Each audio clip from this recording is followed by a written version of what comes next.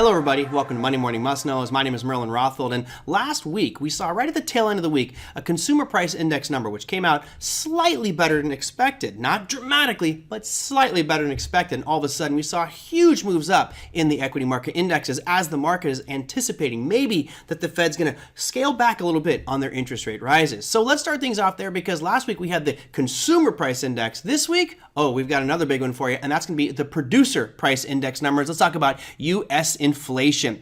So here is the chart of the producer price index numbers. That's going to happen Tuesday at 8:30 a.m. Eastern Standard Time. And you can see the previous one was slightly higher than expected, which is not a good thing. We kind of want to see those numbers decline if in fact inflation is under control. But because of what we saw with CPI, expectations are now that we're going to see the PPI number as well come out much lower than expected, and that could have a dramatic reaction with the equity markets going forward. Now, this week isn't just about inflation. Of course, Jerome Powell has made that his talking point. He's always pounding the table on that inflation. But he also talked about consumers. He talked about retail spending. He talked about the consumption that's going on in the country is still rather good. Well, is it? This week we'll also get some insights into that with not only the earnings, which we'll talk about here in just a second, but also looking at some of the retail sales data going forward. So let's start there with retail sales. Now, that number is expected to happen Wednesday at 8:30 a.m. Eastern Standard Time. And as you noticed, it was kind of this tidal wave up and down of retail sales numbers.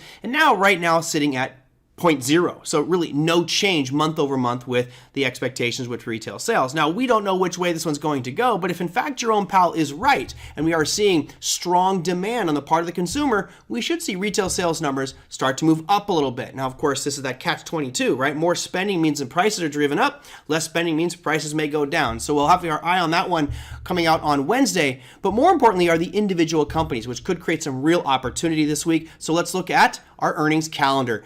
There's 585 companies reporting this week. Now, that's 1/3 of what we saw last week. On Monday, it's going to be rather quiet. You have Tyson Foods. On Tuesday, some of the bigger names, Walmart, Home Depot, Advanced Auto Parts, and BHP.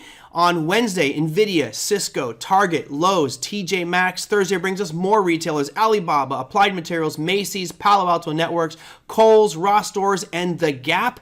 And on Friday, even more retailers. You've got JD.com, Foot Locker, and The Buckle. That rounds out quite a number of major earnings announcements there. And now, of course, each of these could impact those retail sales numbers. Now, the interesting part is retail sales comes out on Wednesday, and some of these earnings are going to come out after that. What we'll do is get a good sense this week as to how the earnings announcements for retailers and the consumption is looking like here in the United States, which could impact the Fed's decision at the December 14th FOMC meeting, which of course all eyes right now are on that. Expectations have gone from maybe 75 basis point increase in December. Now it's dropped to 50. If we start to see more good economic data, maybe we get down to 25 basis points. That, my friends, is your Monday Morning Must Knows. We'll see you next week.